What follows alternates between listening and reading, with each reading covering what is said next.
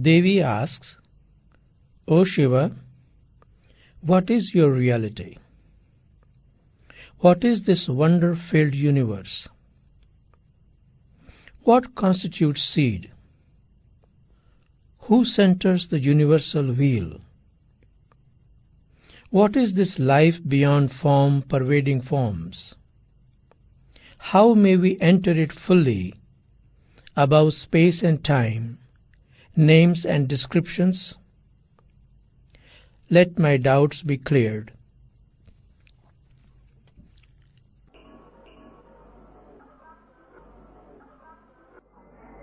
Some introductory points.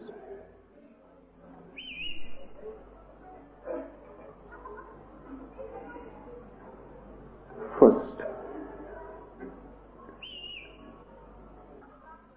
the world of Vigyan Bhairava Tantra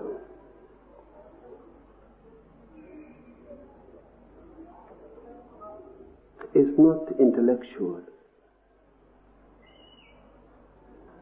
It is not philosophical. Doctrine is meaningless to it. It is concerned with method, with technique, not with principles at all. The word Tantra means technique, the method, the path. So it is not philosophical, note it. It is not concerned with intellectual problems and inquiries. It is not concerned with why of things. It is concerned with how. Not what is truth, but how the truth can be attained.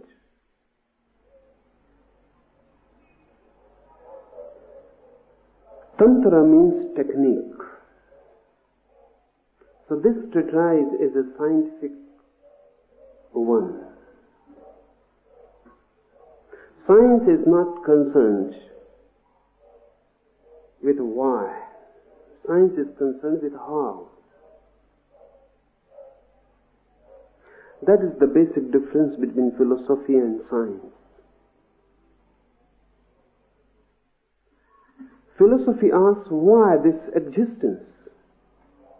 Science asks how this existence.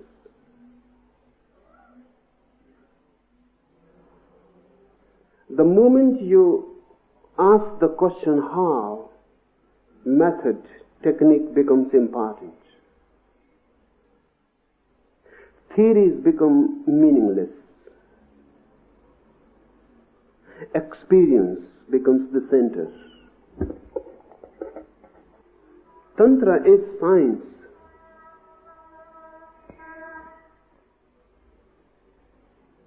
Tantra is not philosophy.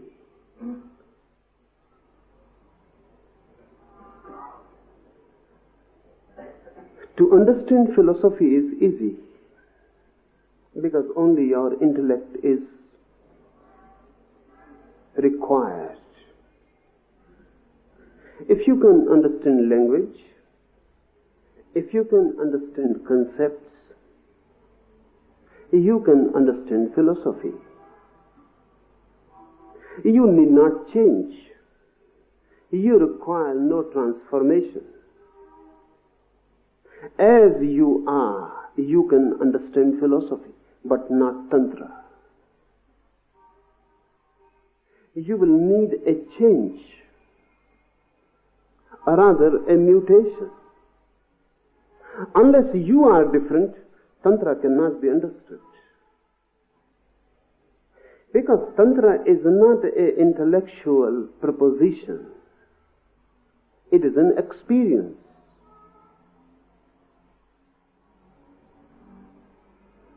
Unless you are receptive, ready, vulnerable to the experience, it is not going to come to you. Philosophy is concerned with the mind. Your head is enough. Your totality is not required. Tantra needs you in your totality. It is a deeper challenge. You will have to be in it whole and soul. It is not fragmentary.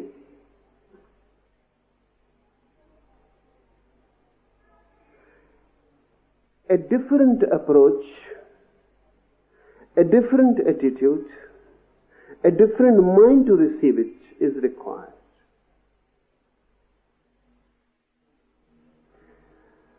Because of this, Devi is asking, of course, apparently philosophical questions. The Tantra starts with Devi's questions. All the questions can be tackled philosophically. Really, any question can be tackled in two ways. Philosophically or totally. Intellectually or existentially. For example, if someone asks, what is love? You can tackle it intellectually. You can discuss. You can propose theories. You can argue for particular hypothesis. You can create a system, a doctrine. And you may not have known love at all. To create a doctrine, experience is not needed. Really, on the contrary, the less you know, the better.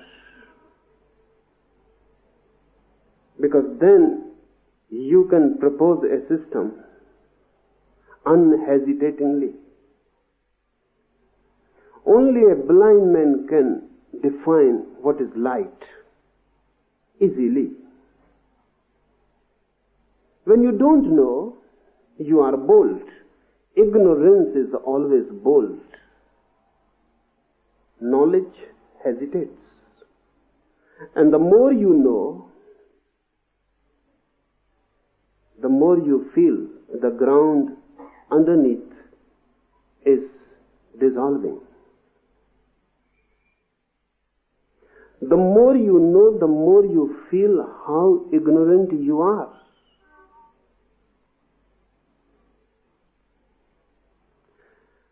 And those who are really wise, they become ignorant. They become as simple as children, or as simple as idiots.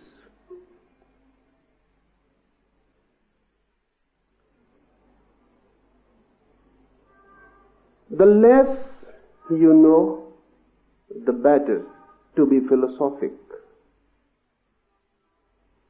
to be dogmatic, to be doctrinaire.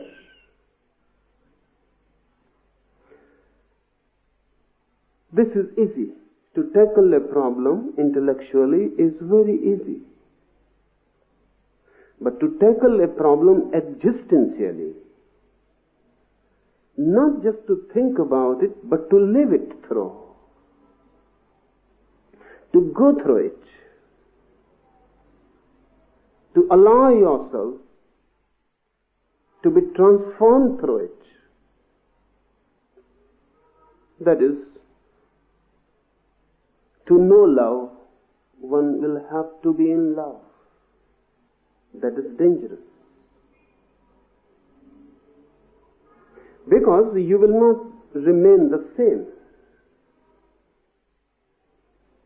The experience is going to change you. The moment you enter love, you enter a different person. And when you will come out, you will not be able to recognize your old face. It will not belong to you. A discontinuity has happened. Now there is a gap. The old man is dead, and the new man has come.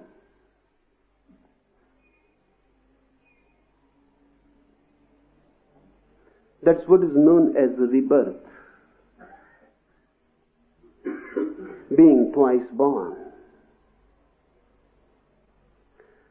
Tantra is non-philosophical and existential. So of course Devi asks questions which appear to be philosophical, but Shiva is not going to answer them that way. So better to understand it in the beginning, because otherwise you will be puzzled. Because Shiva is not going to answer a single question. All the questions Devi is asking, Shiva is not going to answer at all. And still he answers. And really only he has answered them and no one else. But on a different plane. Devi asks, "What is your reality, my Lord?" He is not going to answer it. On the contrary, he will give a technique. And if Devi goes through this technique, she will know. So the answer is roundabout.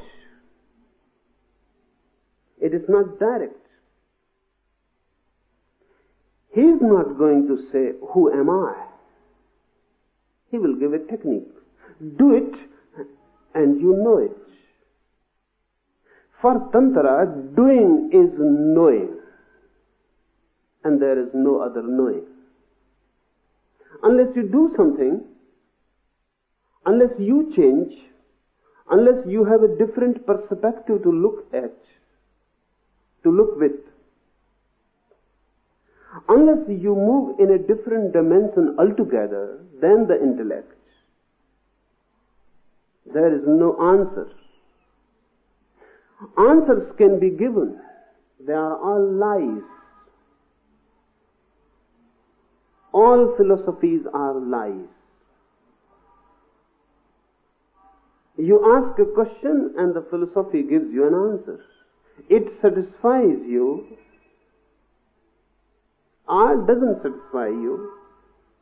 If it satisfies you, you become a convert to the philosophy. You remain the same.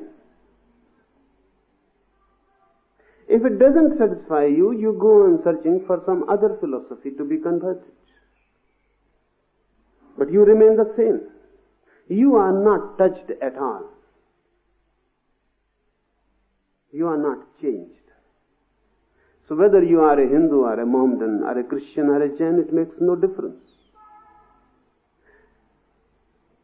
The real person behind the facade of a Hindu or a Mohammedan or a Christian is the same. Only words differ, or clothes. The man who is going to the church and to the temple and to the mosque is the same man. Only faces differ. And they are faces false, masks. Behind the mask you will find the same man. The same anger, the same aggression, the same violence, the same greed, the same lust. Everything the same. Is Mohammedan sexuality different from Hindu sexuality? Is a Christian violence different from a Hindu violence? It is the same. The reality remains the same, only clothes differ. Tantra is not concerned with your clothes. Tantra is concerned with you. If you ask a question, it shows where you are. It shows also that wherever you are, you cannot see. That's why the question. A blind man asks, what is light? Philosophy will start answering, what is light? Tantra will know only this, that if a man is asking what is light, it shows simply only this, that he is blind. Tantra will start operating on the man, changing the man so that he can see. Tantra will not say what is light. Tantra will say how to attain insight, how to attain seeing, how to attain vision. When the vision is there, the answer will be there. Tantra will not give you the answer. Tantra will give you the technique, how to attain the answer. Now, this answer is not going to be intellectual. If you say something about light to a blind man, this is intellectual. If the blind man himself becomes capable of seeing, this is existential. This is what I mean, Tantra is existential. So Shiva is not going to answer Devi's questions. Still, he will answer. The first thing. The second thing,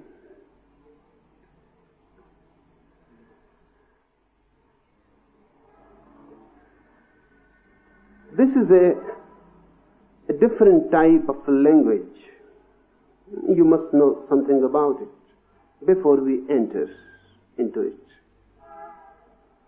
All the Tantra treatises are dialogues between Shiva and Devi. Devi questions and Shiva answers.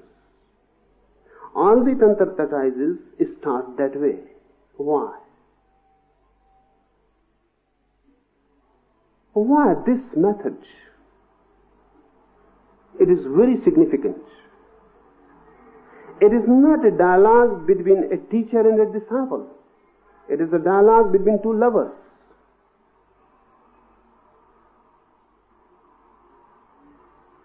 And Tantra signifies through it a very meaningful thing. The deeper teaching cannot be given unless there is love between the two, the disciple and the teacher. The disciple and teacher must become deeply lovers. Only then the higher, the beyond can be expressed. So it is the language of love.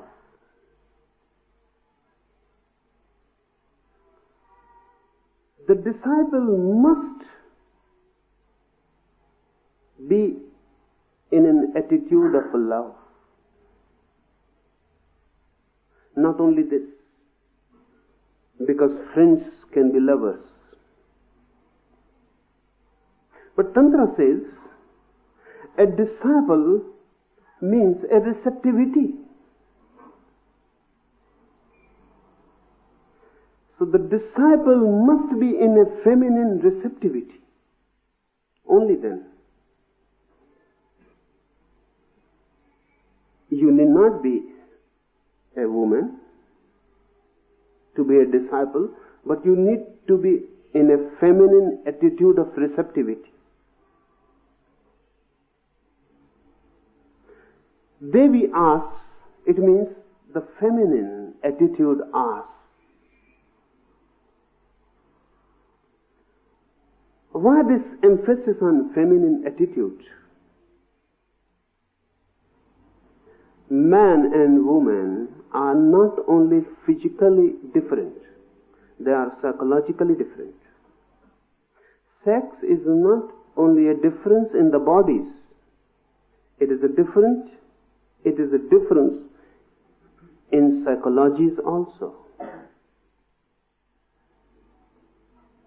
A feminine mind means receptivity, total receptivity, surrender, love. A disciple needs a feminine psychology. Otherwise, he will not be able to learn.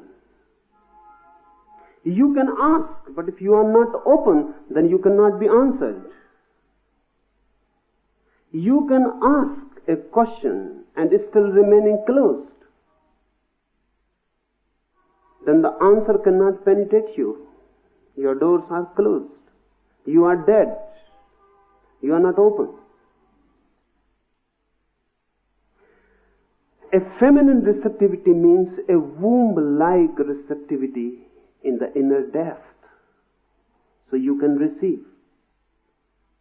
And not only that, much more is implied. A woman is not only receiving something, the moment she receives it, it becomes a part of her body. A child is received. A woman conceives. The moment there is conception, the child has become part of the feminine body. It is not alien. It is not foreign. It has been absorbed. Now the child will live, not as something added to the mother, but just a part, just as the mother. And the child is not only received, the feminine body becomes creative. The child begins to grow. A disciple means a womb-like receptivity. Whatsoever is received is not to be gathered as a dead knowledge. It must grow in you.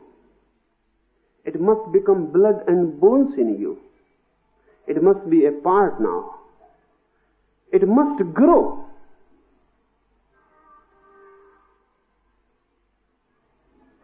This growth will change, will transform the receiver.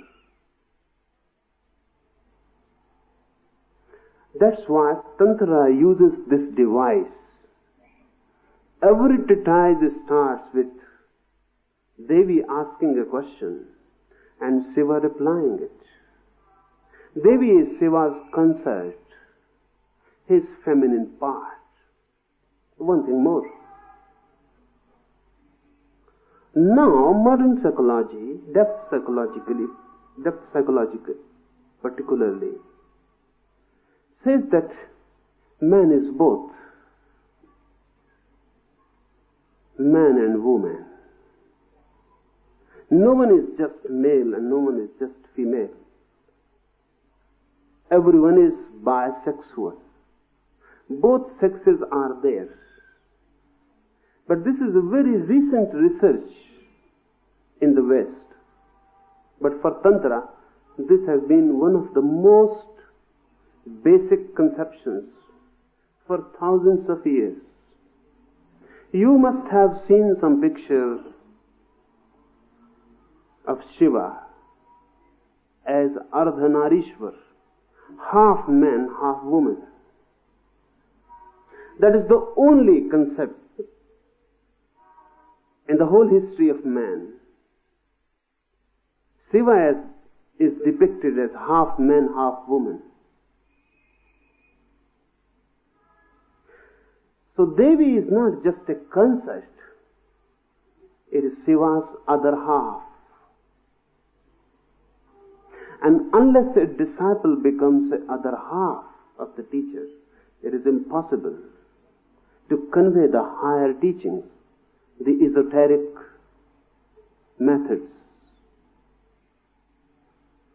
When you become one, then there is no doubt. When you are one with the teacher, so subtly one, so deeply one, there is no argument, no logic, no reason. One simply absorbs. One becomes a womb.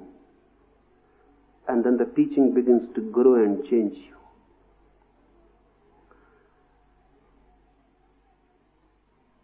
That's why Tantra is written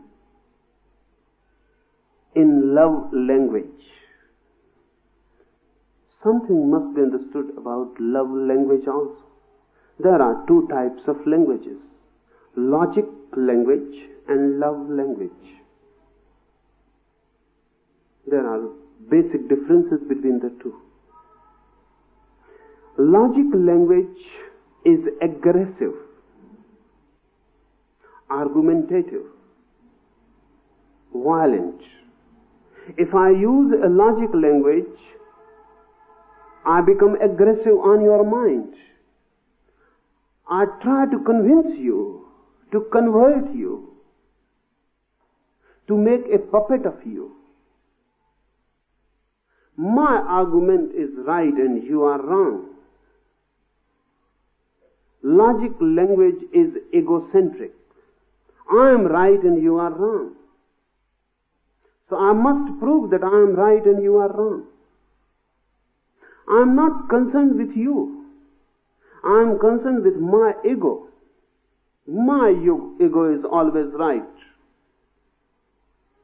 Love language is totally different. I am not concerned with my ego. I am concerned with you.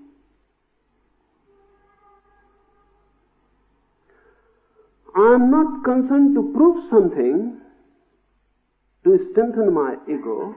I am concerned to help you. It is a compassion to help you to grow, to help you to transform, to help you to be reborn. Secondly, logic will always be intellectual. Concepts, principles will be significant. Arguments will be significant. With love language, what is said is not so significant. Rather, the way it is said.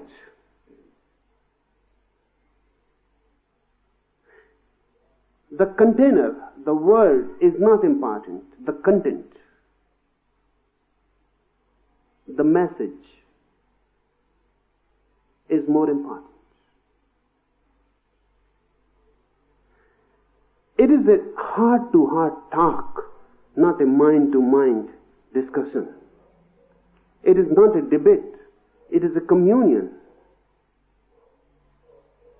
So this is rare. Parvati is sitting in the lap of Shiva and asking. And Shiva answers. It is the love dialogue. No conflict. As if Shiva is speaking to himself.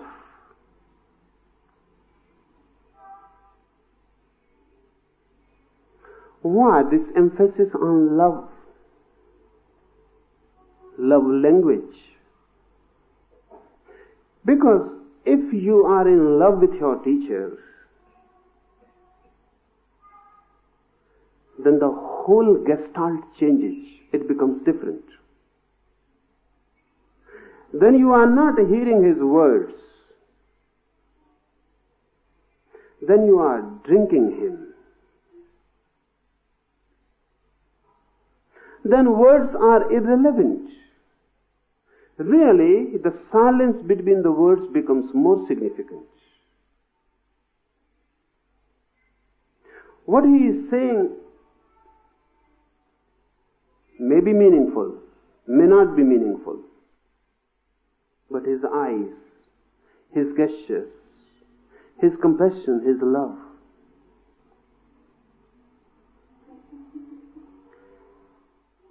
That's why Tantra has a fixed device, a structure.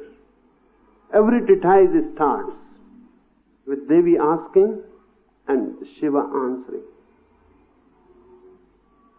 No argument is going to be there.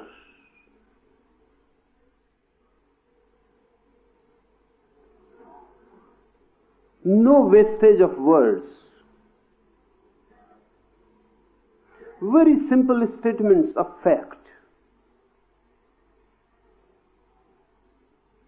Telegraphic messages.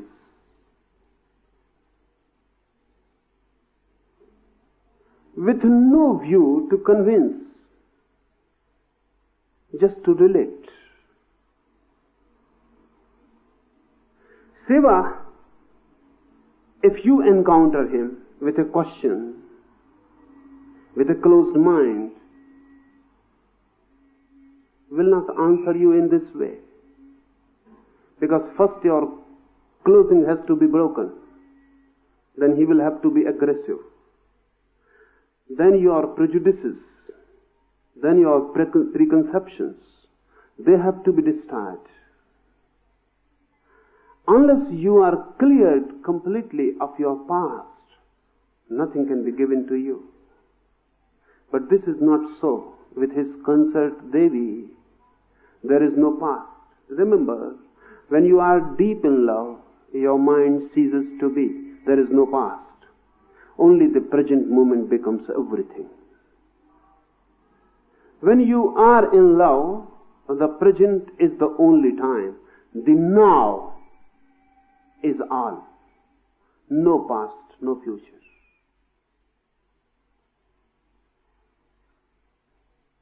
So Devi is just open. There is no defense. Nothing to be cleared. Nothing to be destroyed. The ground is ready. Only a seed has to be dropped. The ground is not only ready but welcoming, receptive, asking to be impregnated. So all these sayings that we are going to discuss will be telegraphic. They are just sutras.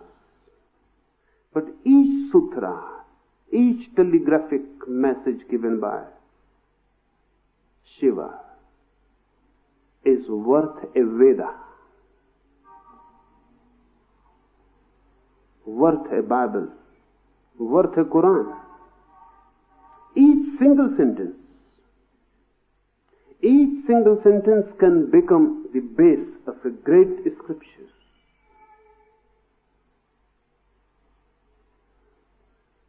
Because scriptures are logical. You have to propose, defend, argue. There is no argument. Simple statements of love. Thirdly,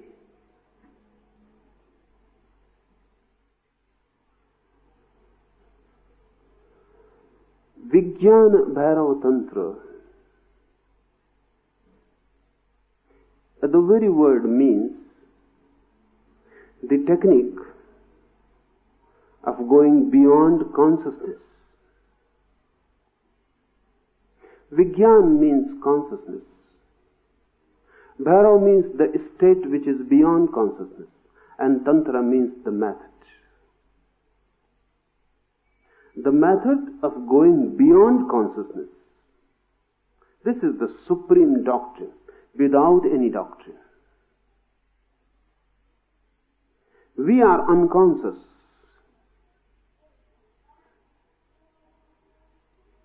So all the religious teachings are concerned how to go beyond unconsciousness, how to be conscious.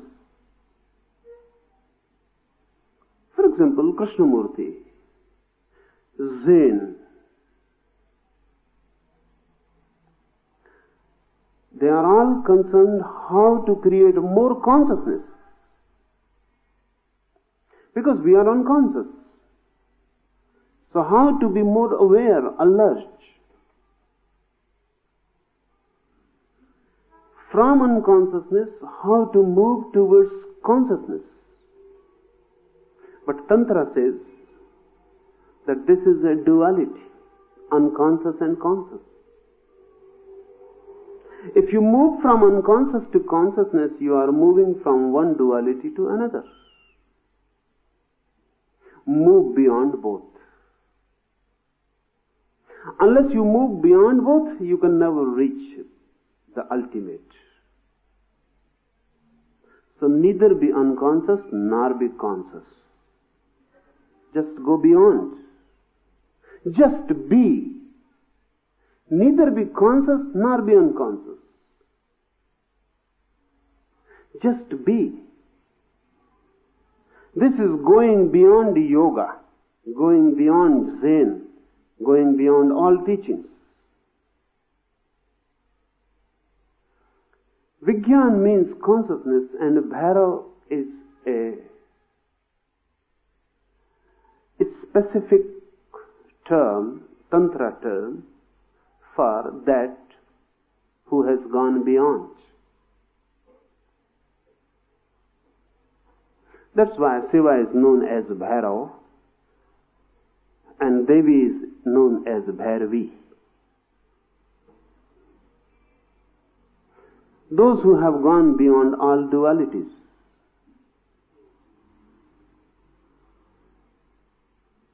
In our experience, only love can give us a glimpse. That's why love becomes the very basic device to impart Tantra wisdom. In our experience, only love is something we can say which goes beyond duality. When two persons are in love, the deeper they move in it, less and less they are two. More and more they become one. And a point comes and a peak is reached when only apparently they are two, inwardly they are one.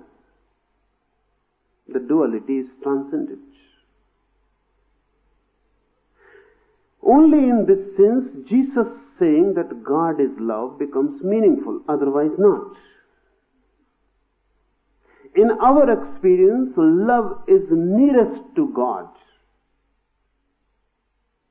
Not that God is loving, as Christians go on interpreting. That God has a fatherly love for you. Nonsense.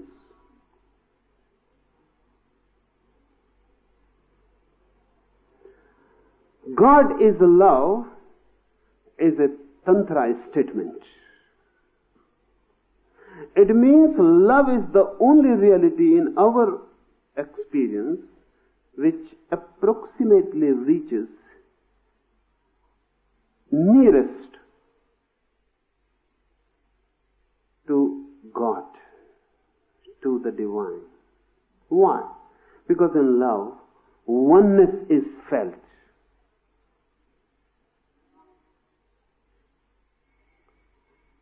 Bodies remain two, and something beyond the bodies merges and becomes one. That's why so much hankering after sex. The real hankering is after oneness, but that oneness is not sexual. In sex, only two bodies have a deceptive feeling of becoming one. They are not one. They are only joined together. But for a single moment, two bodies forget into each other, and a certain physical oneness is felt. This hankering is not bad, but to stop at it is dangerous. This hankering shows a deeper urge to feel oneness. In love, on a higher plane, the inner one moves, merges into the others, and there is a feeling of oneness. Duality dissolves. Only in this non-dual love we can have a glimpse of what is the state of a bhairava.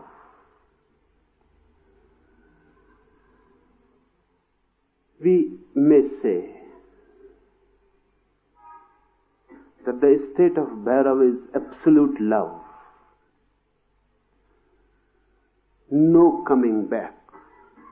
From the peak of love, no falling back. Remaining on the peak. We have made Shiva's abode on Kailas. That is simply symbolic. The highest peak.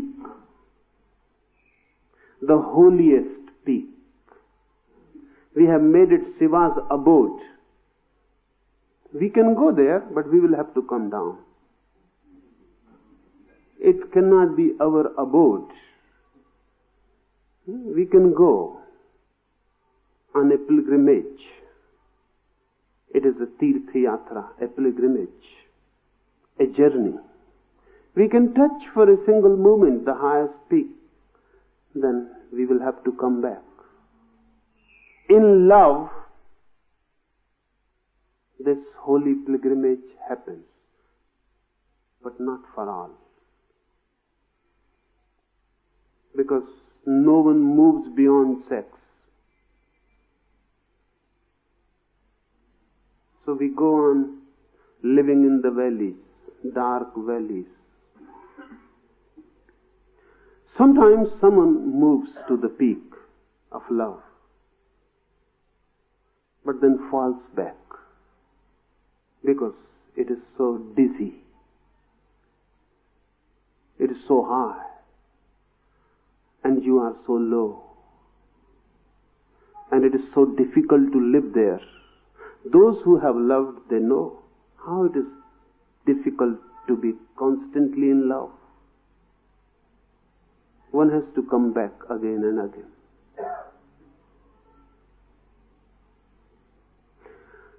It is Shiva's abode. He lives there. It is his home. A bhairava lives in love. That's his abode.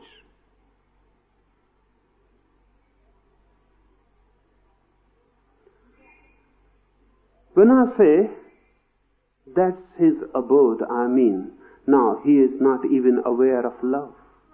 Because if you live on Kailas, you will not be aware that this is Kailas. This is a peak. The peak becomes a plain thing. Shiva is not aware of love. We are aware of love because we live in non-love. And because of the contrast, we feel love. Shiva is love. The state of bhairava means one who has become love, not loving. One who has become love. One who lives on the peak. The peak has become his abode. How to make this highest peak possible, beyond duality, beyond unconsciousness, beyond consciousness, beyond the body and beyond the soul, beyond the world and beyond the so-called moksha.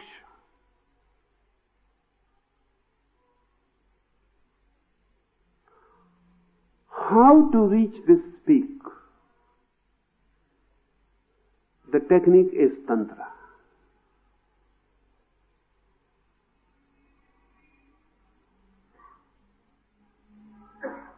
But Tantra is pure technique. So it is going to be difficult to understand. First, let us understand the questions, what Devi is asking. O Shiva, what is your reality?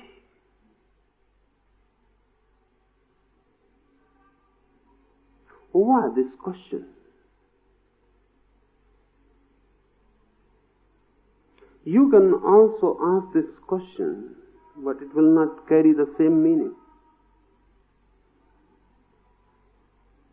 So try to understand it. Why Devi asks, what is your reality? Devi is in deep love. When you are in deep love, for the first time, you encounter the inner reality.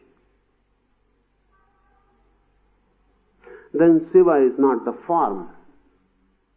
Then Shiva is not the body. When you are in love, the body of the beloved falls, disappears. The form is no more, and the formless is revealed. You are facing an abyss. That's why we are so afraid of love. We can face a body. We can face a face. We can face a form. We are afraid of facing an abyss. If you love someone, if you really love, his body is bound to disappear. In some moments of climax, of peak, the form will dissolve. And through the beloved, you will enter the formless. That's why we are afraid. It is falling into a bottomless abyss. So this question is not just a simple curiosity. O Shiva, what is your reality? Devi must have fallen in love with the form. Things start that way. She must have loved this man as man, and now when the love has come of age, when the love has flowered, this man has disappeared. He has become formless. Now he is to be found nowhere. O Shiva, what is your reality? It is a question asked in a very intense love moment. And questions become different with the mind in which they are asked, the moment they are raised.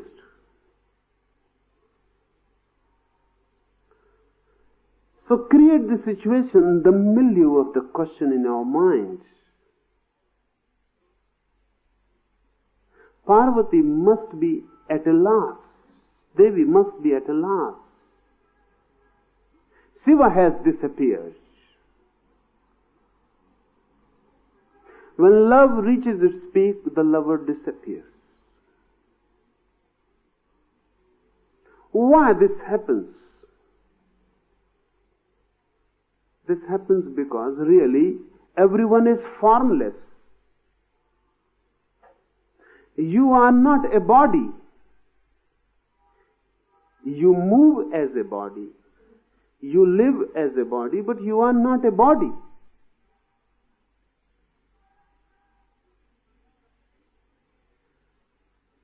When we see someone from the outside, he is a body. Love penetrates within. Then we are not seeing the person from the outside. Love can see the person as the person can see himself from within. Then the form disappears.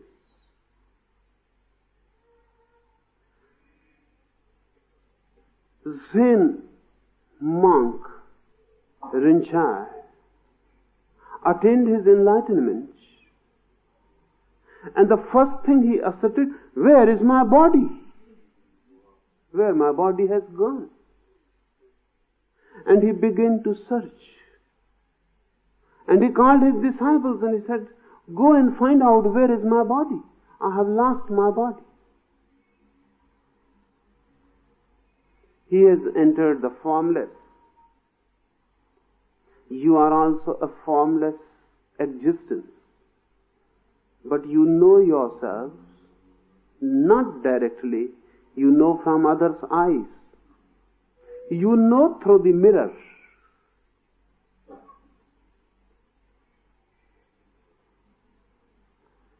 Sometimes, looking at the mirror, close your eyes and then think, meditate. If there was no mirror, how could you have known your face?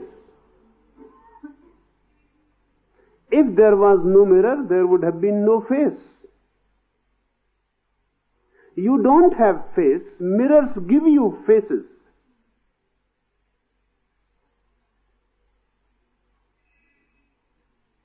Then think of a world there is no mirror. You are alone. No mirror at all. Not even others' eyes working as mirrors. You are alone on a lonely island.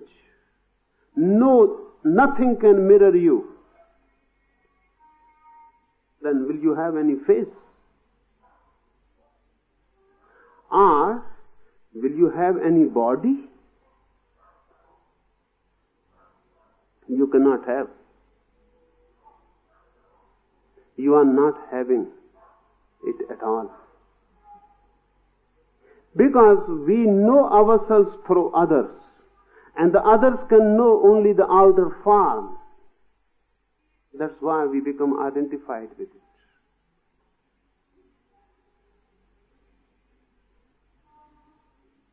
Another Zen mystic, Huihai, used to say to his disciples, meditating, when you lose your head, come immediately to me. When you lose your head, come immediately to me. When you begin to feel there is no head, don't be afraid, come immediately to me. This is the right moment. Now something can be taught to you. With a head, no teaching is possible. The head always comes in between.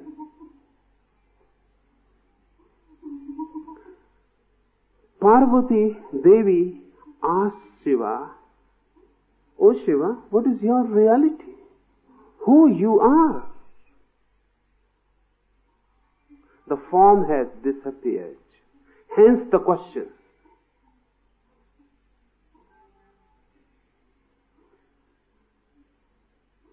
In love, you enter the other as himself. It is not you entering. You become one, and for the first time, you know an abyss, just a formless presence. That's why, for centuries together, centuries and centuries, we were not making any sculpture, any picture of Shiva. We were making only Shivalinga, the symbol. Shivalinga is just a formless form. When you love someone, when you enter someone, he becomes just a luminous presence. That Shivalinga is just a luminous presence. Just an aura of light. That's why Devi asks, what is your reality? What is this wonder-filled universe? We know the universe, but we never know it as wonder-filled. Children know. Lovers know. Sometimes poets and madmen. We don't know that the world is wonder-filled. Everything is just repetitive, no wonders, no poetry, just flat prose.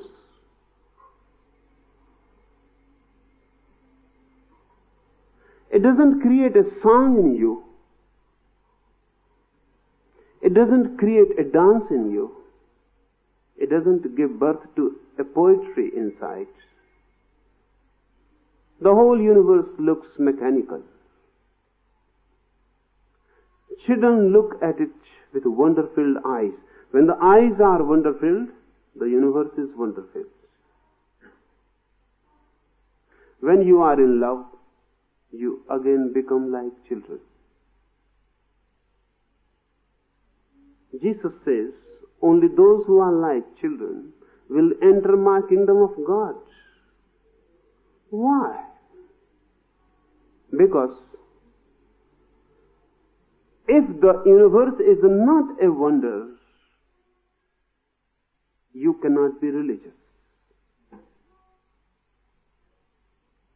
The universe can be explained, then your approach is scientific. The universe is known or unknown, but that which is unknown can be known any day. But it is not unknowable. The universe becomes unknowable, a mystery, only when your eyes are wonder-filled. Devi says, what is this wonder-filled universe? And suddenly the jump from a personal question to a very impersonal one. She was asking, what is your reality? And then suddenly, what is this wonder-filled universe? When form disappears, your beloved becomes the universe, the formless, the infinite. Suddenly, Devi becomes aware. She is not asking a question about Shiva, she is asking a question about the whole universe. Now the Shiva has become the whole universe. Now all the stars are moving in him, and the whole firmament and the whole space is surrounded by him. Now he is the great engulfing factor, the great encompassing. Jasper has defined God as the great encompassing. When you enter in love, in a deep, intimate world of love, the person disappears, the form disappears, and the lover becomes just a door to the universe. Your curiosity can be a scientific one. Then you have to approach through logic. Then you must not think of the formless. Then beware of formless. Then remain content with the form. So science is always concerned with the form. If anything formless is proposed to a scientific mind, he will cut it into forms. Unless it takes a form, it is meaningless. First give it a form, a definite form, only then the inquiry starts. In love, if there is form, then there is no entry. Dissolve the form. When things become formless, dizzy, without boundaries, everything entering another,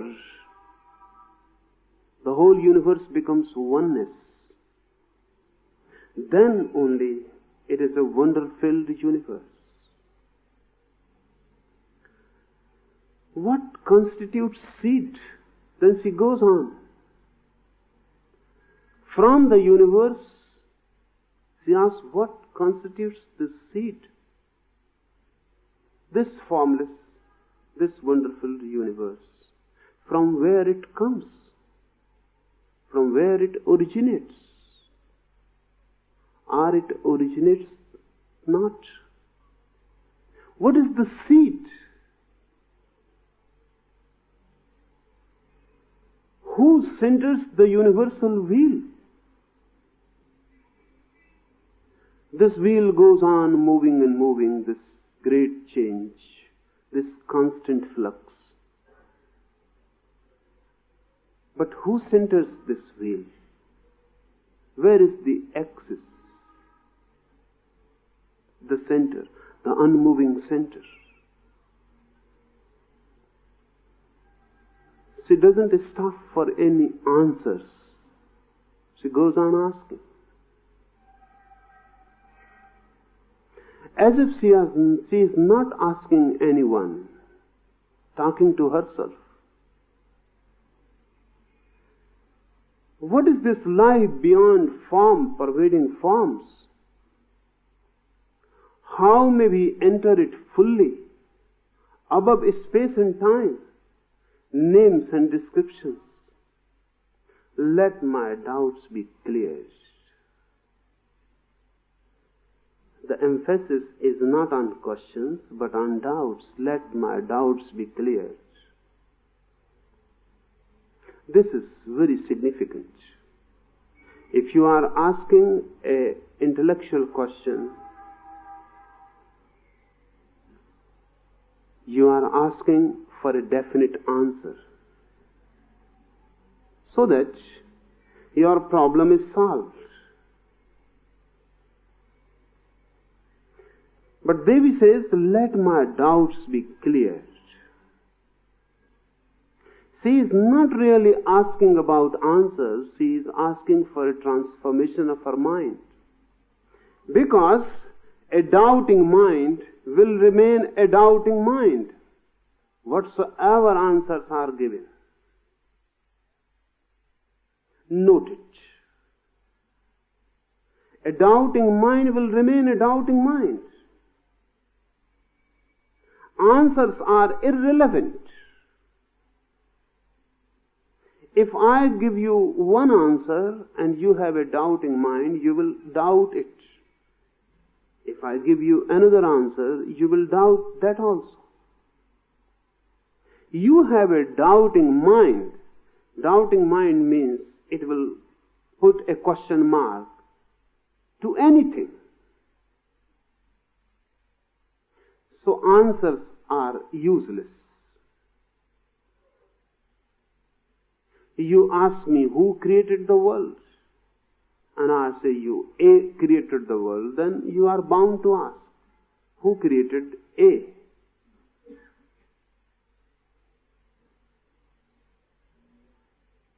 So the real problem is not how to answer questions. The real problem is how to change the doubting mind. How to create a mind which is not doubting or which is trustful. So Devi says, let my doubts be cleared. 2 or 3 things more. When you ask a question, you may be asking for many reasons. One may be just this, that you want a confirmation. You already know the answer. You have the answer. You just want to be confirmed that your answer is right. Then your question is false, pseudo. It is not a question. You may be asking a question not because that you are ready to change yourself, but only just as a curiosity. The mind goes on questioning. In the mind, questions come as leaves come in a tree. That is the very nature of the mind, to question. So it goes on questioning. It matters not what you are questioning. Anything give to the mind, it will create a question. It is a grinding machine to create questions. So give it anything, it will cut it into pieces and create many questions. One question answered and the mind will create many questions from the answer. This has been the whole history of philosophy. Bertrand Russell remembers that when he was a child, he thought that one day when he will be mature enough to understand all philosophy, all questions will be answered. Then late, when he was 80, he said that now I can say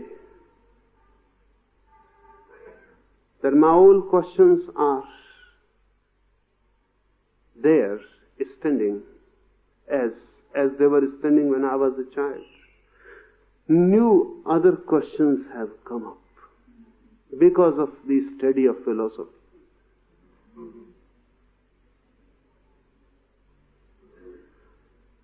So he said, when I was young, I used to say philosophy is an inquiry for ultimate answers. Now I cannot say this. It is an inquiry for endless questions. So one question creates one answer and many questions. The doubting mind is the problem. Parvati says, don't be concerned with my questions. I have asked so many things. What is your reality? What is this wonderful universe? What constitutes seed? Who centers the universal wheel?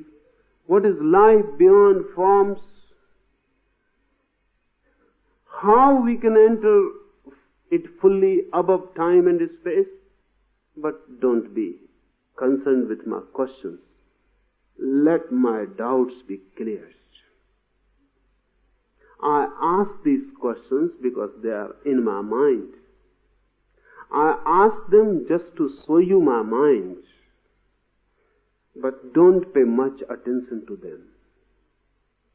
Really, answers will not fulfill my need. My need is, let my doubts be cleared. But how the doubts can be cleared? Will any answer do? Is there any answer which will clear your doubts? Mind is the doubt. It is not that the mind doubts. Mind is the doubt. Unless the mind dissolves, doubts cannot be cleared.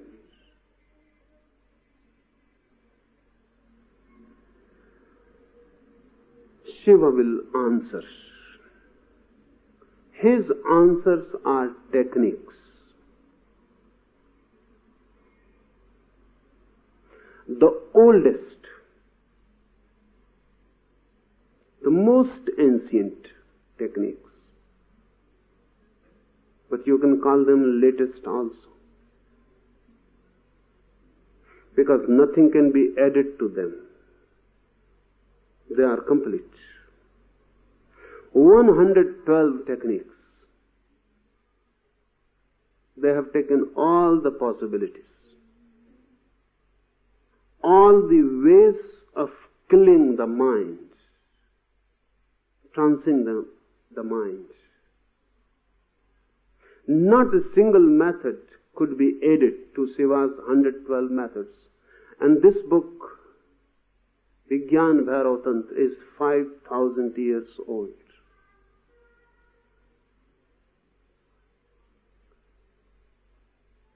Nothing can be added. There is no possibility to add anything. It is exhaustive, complete. And the most ancient, and yet the latest, yet the newest.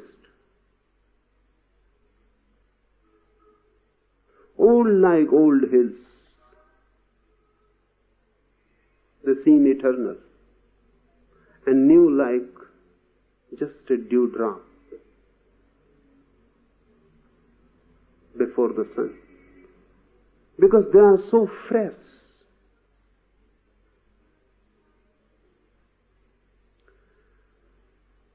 These 112 methods of meditation constitutes the whole science of transforming mind. We will enter one by one. We will try to comprehend first intellectually. But use your intellect only as an instrument, not as a master.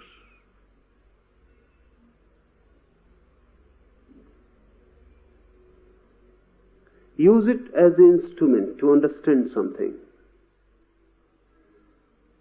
But don't go on creating barriers by it. When we will be talking these techniques, just put aside your past knowledge, your knowing, whatsoever informations you have collected, put them aside. They are just dust gathered on the road.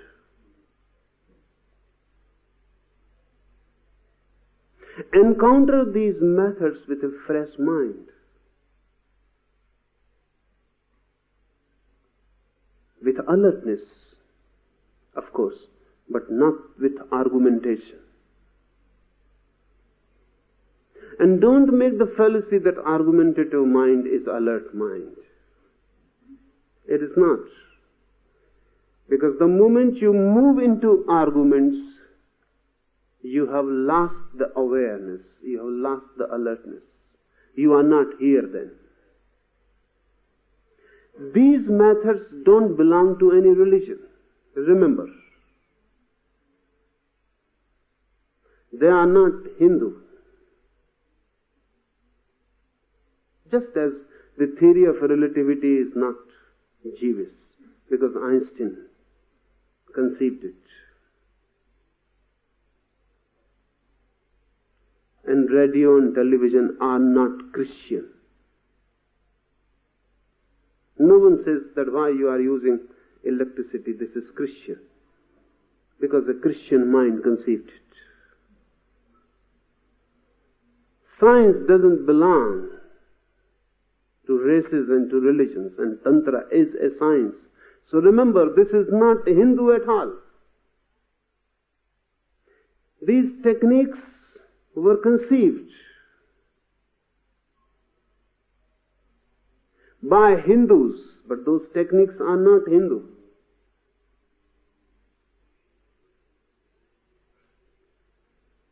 That's why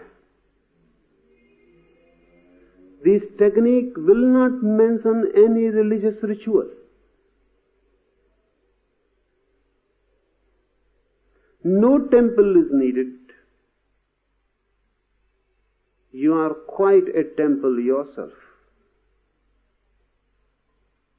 You are the lab. The whole experiment is to go on within you.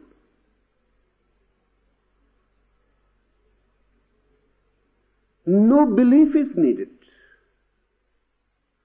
This is not religion. This is science. No belief is needed. It is not required to believe in Quran or the Veda or Buddha or in Mahavir. No. No belief is needed. Only a daring to experiment is enough. Courage to experiment is enough.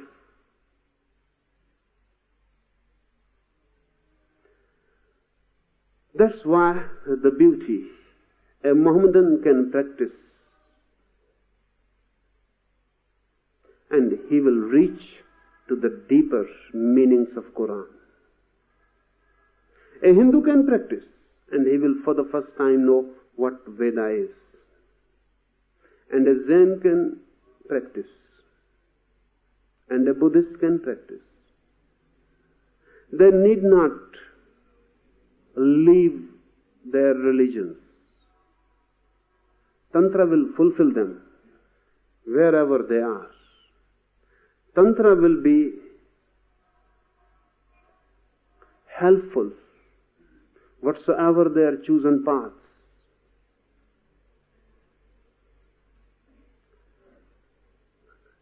So remember this, Tantra is pure science.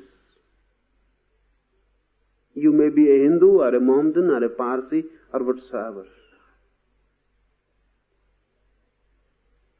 Tantra doesn't touch your religion at all. Tantra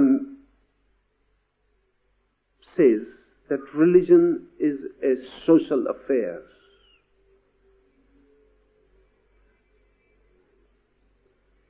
So belong to any religion, it is irrelevant. But you can transform yourself. And that transformation needs a scientific methodology. When you are ill, you have fallen ill, or you have caught tuberculosis, or anything, then whether you are a Hindu or a Mohammedan, it makes no difference. The tuberculosis remains indifferent to your Hinduism, to your Mohammedanism, to your beliefs, political, social or religious. Tuberculosis has to be treated scientifically. There is no Hindu tuberculosis, no Mohammedan tuberculosis. You are ignorant, you are in conflict, you are asleep. This is a disease, a spiritual disease. This disease has to be treated by the Tantra. You are irrelevant, your beliefs are irrelevant. This is just a coincidence that you are born somewhere and someone else is born somewhere else. This is just a coincidence. Your religion is a coincidence. So don't cling to it.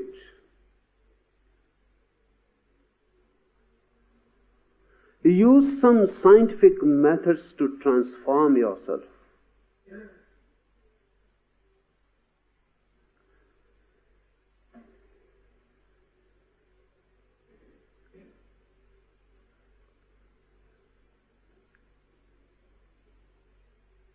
Tantra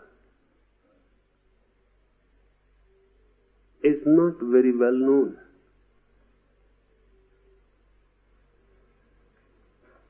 Or even if known, then very much misunderstood. There are reasons for it. Higher and purer a science, the less is the possibility of it that masses should know. We have only heard the name of relativity, theory of relativity. It was used to be said that only 12 persons understood it when Einstein was alive, all over the world. Only 12 minds could understand it.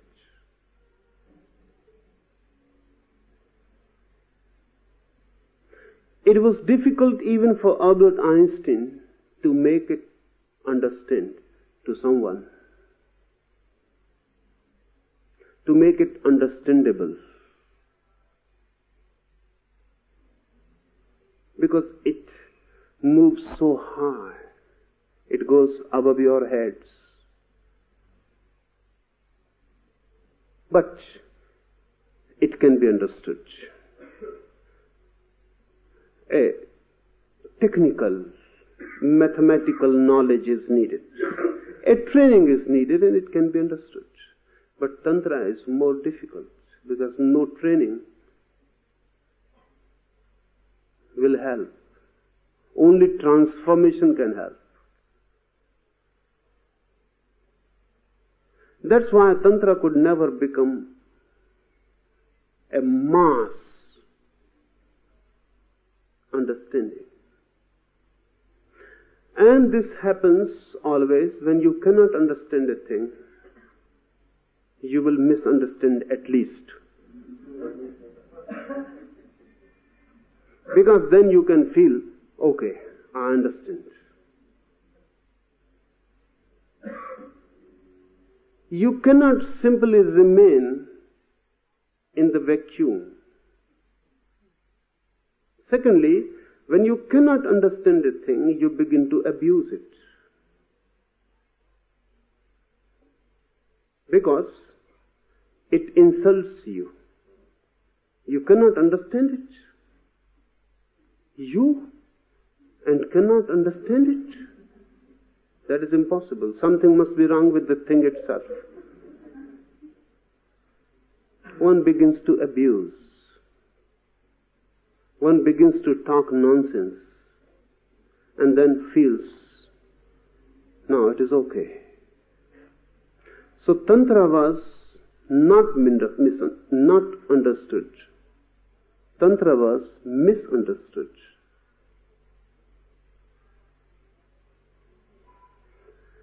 It was so deep and so high that this was natural.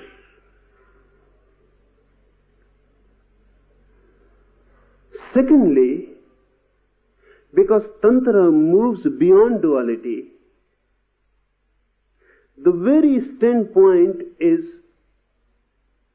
amoral. Please understand this word. Moral, immoral, amoral.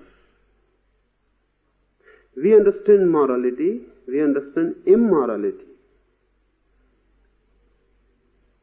It becomes difficult if something is amoral beyond both.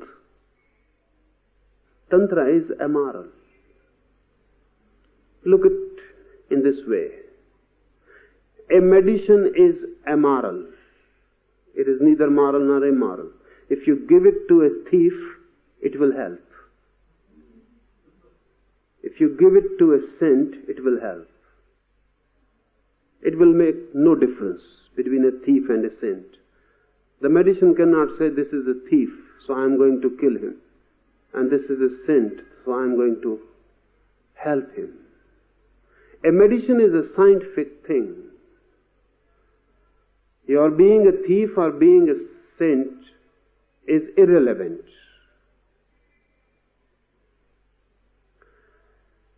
Tantra is amoral. Tantra says no morality is needed. No particular morality is needed. On the contrary, you are immoral because you have a very disturbed mind. So Tantra cannot make it a condition that first you become moral and then you can practice Tantra. Because Tantra says this is absurd. Someone is ill, feverish, and the doctor comes and he says, first bring down your fever. First be quite healthy. Only then I can give you the medicine. This is what is happening. One thief comes to a saint and he says, I am a thief. Tell me how to meditate. He says, first leave your profession. How can you meditate if you remain a thief? One alcoholic comes and he says, I am an alcoholic. How I can meditate? So the first condition is leave alcohol. And only then you can meditate. The condition becomes suicidal.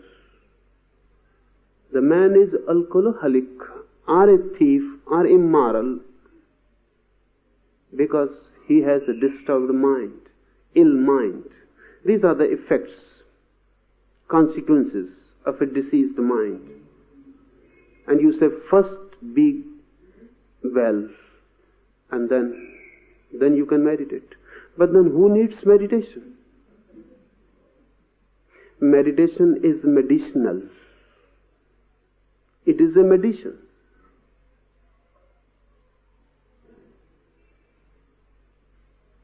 Tantra is amoral. It doesn't ask you who you are. Your being a man is enough. Wherever you are, whatsoever you are accepted. choose a technique which fits you and put your all energy into it, and you will not be the same again. Real, authentic techniques always will be like that. If I make preconditions, so I have a pseudo technique. I say first do this and first do not do that, and then. And those are impossible conditions. Because a thief can change his objects, but he cannot become a no thief.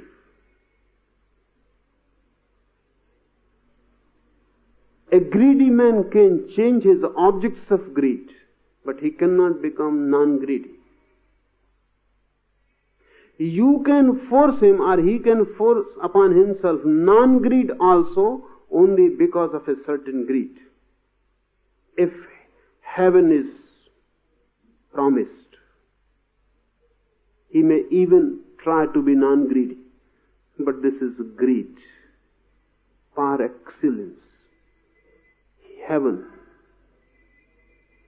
moksha, Satchidananda, they become the objects of his greed. Tantra says you cannot change man unless you give him authentic techniques to change. Just by preaching, nothing is changed. And you can see all over the world. Whatsoever Tantra says is written all over the world. So much preaching, so much moralizing, so many priests, preachers, the whole world filled with them. And so ugly. And everything immoral. Why this is happening? The same will be the case if you give your hospitals to preachers. They will go there and they will start preaching, and they will make every ill man guilty that you are guilty. You have created this disease. Now change this disease. If preachers are given hospitals, what will be the condition of hospitals? The same is the condition of the whole world. Preachers go on preaching. They go on telling people, don't be angry, without giving any technique. And we have heard this teaching for so long that we never raise even a question that what are you telling me? I am angry and you simply say don't be angry. How this is possible? When I am angry, it means I am anger. And you tell me just don't be angry. So only I can suppress myself. That will create more anger. That will create guilt. Because if I try to change and cannot change myself, that creates inferiority. That gives me a feeling of guilt that only I am incapable. I cannot win my anger. No one can win. You need certain weapons. You need certain techniques. Because your anger is just an indication of a disturbed mind. Change the disturbed mind and the indication will change. Anger is just sowing what is within. Change the within and the without will change. So Tantra is not concerned with your so-called moralities. Really, to emphasize morality is mean. It is degrading. It is inhuman.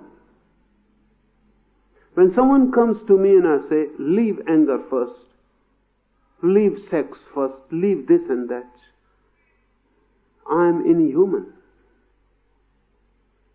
What I am saying is impossible. And the impossibility will make that man feel inwardly mean. He will begin to feel inferior.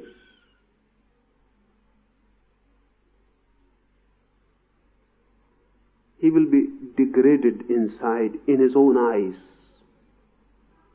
And if he tries the impossible, he is going to be a failure.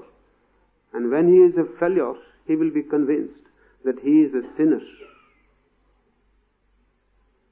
The preachers have convinced the whole world that you are sinners. This is good for them, because unless you are convinced, their profession cannot continue. You must be sinners, only then churches, temples and mosques can continue to prosper. Your being in sin is their season. Your guilt is the base of all the highest churches. The more guilty you are, the churches will go rising higher and higher. They are built on your guilt, on your sin, on your inferiority complex. So they have created inferior humanity. Tantra is not concerned with your morality, so-called social formalities, etc. That doesn't mean that Tantra says be moral. No. Tantra is so much unconcerned with your morality that Tantra cannot say be immoral. Tantra gives you scientific techniques, how to change the mind. And once the mind is different, your character will be different. Once the basis of your structure changes, your whole edifice will be different. Because of this amoral attitude, Tantra could not be tolerated by your so-called saints.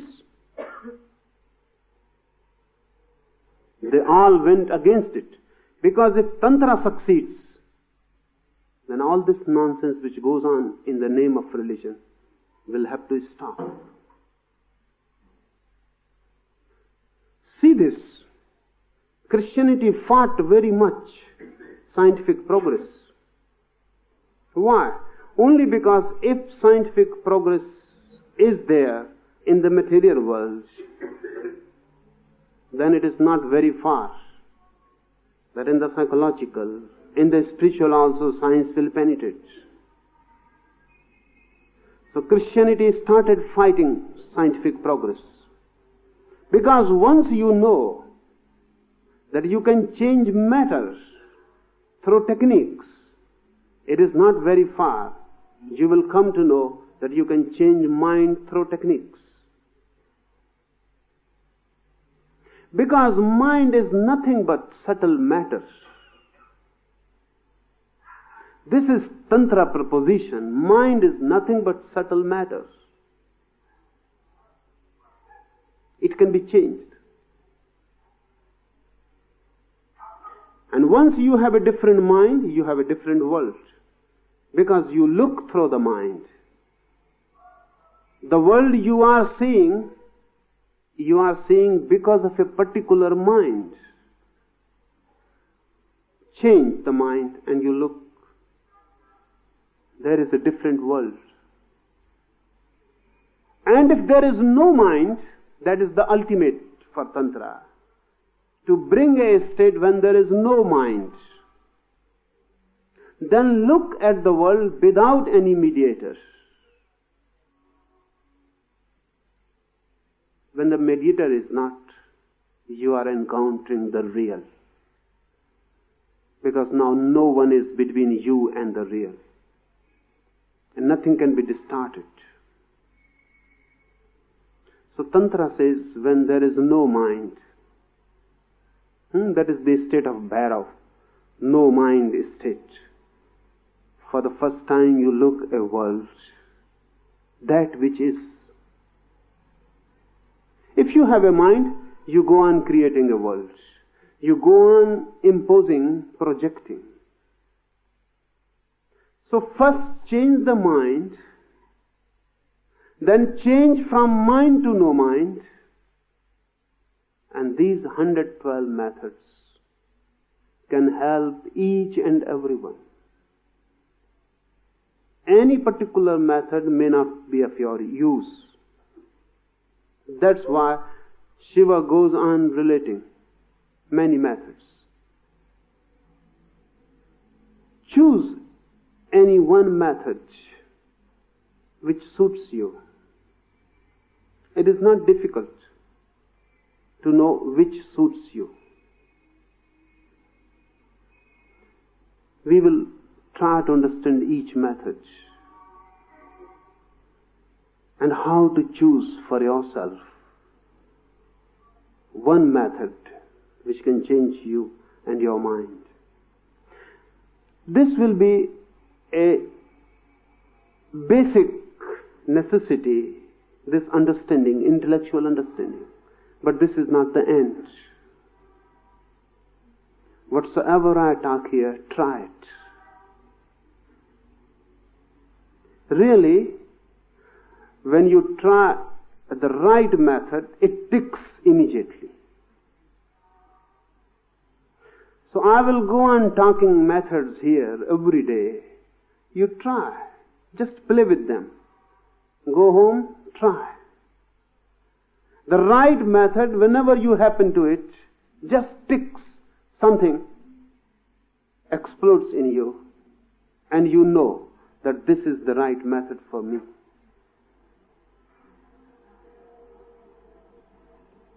But effort is needed. And you may be surprised suddenly one day that one method has taken your grip.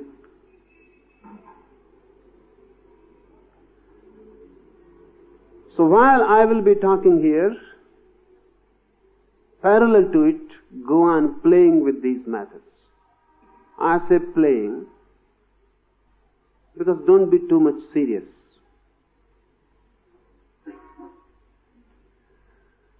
Just play. Something may fit you. If it fits you, then be serious. And then go deep in it, intensely, honestly, with your all energy, with all your mind. But before that, just play.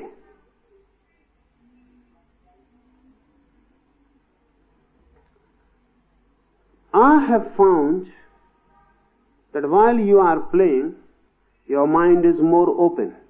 While you are serious, your mind is not so open, it is closed. So just play. Don't be too serious. Just play.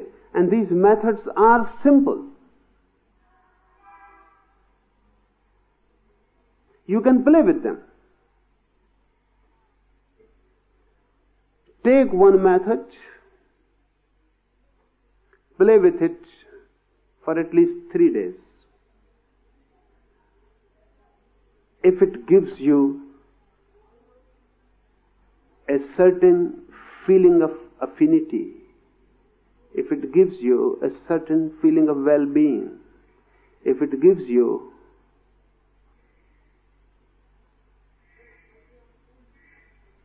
a certain feeling that this is for you,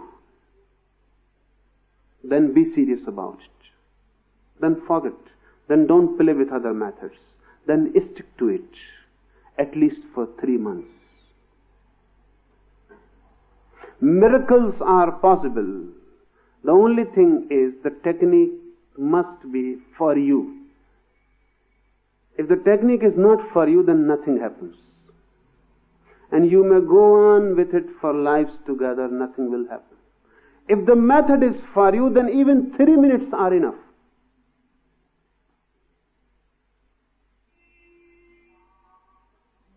So these 112 methods can be a miraculous experience for you. Or they may be just listening. It depends on you.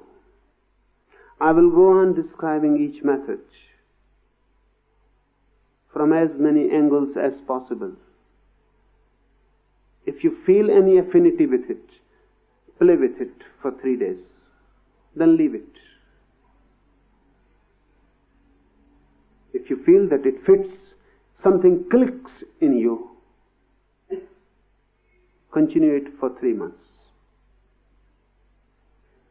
Life is a miracle.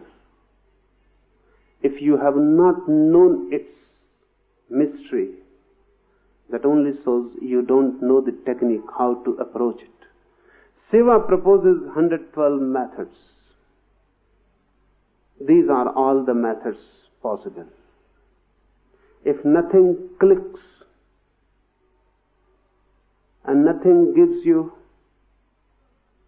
the feeling that this is for you, then there is no method for you left. Remember this. Then forget spirituality, be at ease.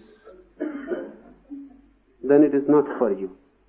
But these 112 methods are for the whole humanity, for all the ages that have passed and all the ages that has to come. For all time, there has never been a single man, and there will never be, who can say these 112 methods are all useless for me. Impossible. This is impossible. Every type of mind has been taken, accounted. Every type of possible mind has been given a technique in it. There are many techniques for which no man exists yet. They are for future.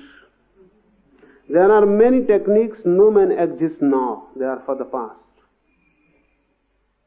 But don't be afraid. There are many methods which are for you. So we will start this journey from tomorrow.